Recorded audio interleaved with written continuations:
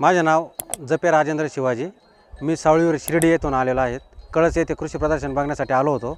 तर इथं मी आल्यानंतर मला ऑर्डर सीड्स या कंपनीचे मधु 11 ही स्वीटकॉर्न मका एकदम उत्कृष्ट क्वालिटी वाटली।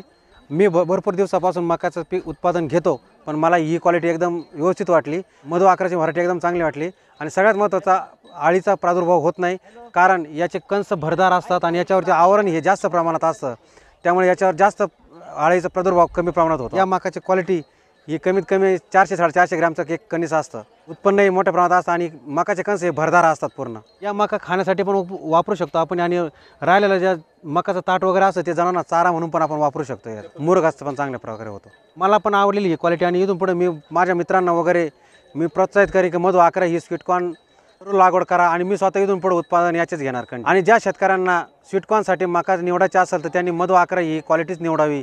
धन्यवाद। नमस्कार शेतकरी मित्रांनो, मी Sameer order seeds India private लिमिटेडचा या कंपनीचा प्रतिनिधी। आज तुम्हाला सांगायचं, आज व्हिडिओ करायचा उद्देश म्हणजे आज आपण ऑर्डर सीड्स या कंपनीने आपल्यासाठी मक्याची एक मधु 11 म्हणून ही व्हरायटी चांगल्या पद्धतीने डेव्हलप करून आणलेली आहे मार्केटला। शेतकरी मित्रांनो, तुम्हाला सांगायचं झालं तर ह्या मधु 11 ऑर्डर सीड या कंपनीची व्हरायटी याचे खासियत सांगायचं झालं तर ह्याची उंची तुम्ही पाहू शकता 7 ते 8 फूट इतकी उंची आहे व त्याचे वजन पर कणसाला 400 ग्राम ते 500 ग्राम आहे। तरी सर्व शेतकऱ्यांनी याची लागण करून आपल्या उत्पन्नात वाढ करून घ्यावी। रोगप्रतिकारक क्षमता आहे, भुरी, धावणी किंवा करप्या किंवा अळी याचा प्रादुर्भाव कमी प्रमाणात होतो। साधारणतः या कणसाचे एका कणसाची लांबी साधारणतः 18 ते 20 सेंटीमीटर इतकी आहे।